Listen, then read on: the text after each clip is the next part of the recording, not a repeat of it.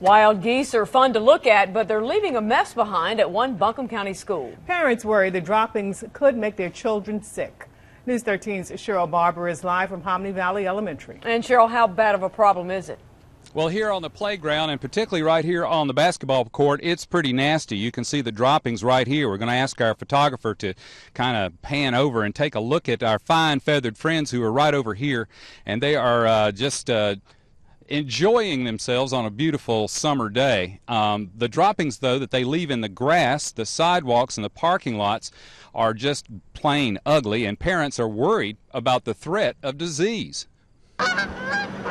I see them come in from this area. They come flying in this way. It's a unique problem for Hominy Valley Elementary parents and kids. We discussed it in detail with them, not to touch it, to avoid it, not even try to step in it. Ugly strands of geese droppings littering the grounds and pavement. There's multiple bacterias and diseases that the birds carry. Gary Latham has a 3rd and a 5th grader at the school, and he worries about the dangers of what's lying around. The kids, they use that entrance to come out to the playground to play, and of course 30 minutes later they carry it directly back into the classrooms, into the cafeterias just down the hall, and the gymnasium. Because of availability and the availability of feed and water and people feeding them, they've tended to stay. Dr. Richard Oliver is director of the State Animal Disease Diagnostic Lab. He says some flocks of Canada geese are no longer migratory and have picked spots where it's easy to feed.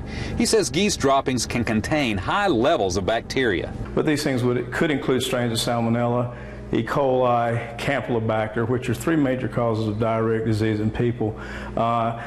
Listeria is another possibility, although the threat on that's pretty low. We've tried electronic deterrents. We've tried the flashing papers that are supposed to scare the geese. We've tried, actually physically getting out running, chasing them, and nothing seems to work. School officials say they've been dealing with the problem geese for 12 years, since grass started growing here when construction was completed. They are very territorial, and they have their ritual, and they come here. Once they establish an area, that's where they like to go. Parents tell us they've warned their children to wash their hands after going outside and to stay clean on the playground. We discussed it in detail with them, not to touch it, to avoid it, not even try to step in it. Avoid it as much as possible.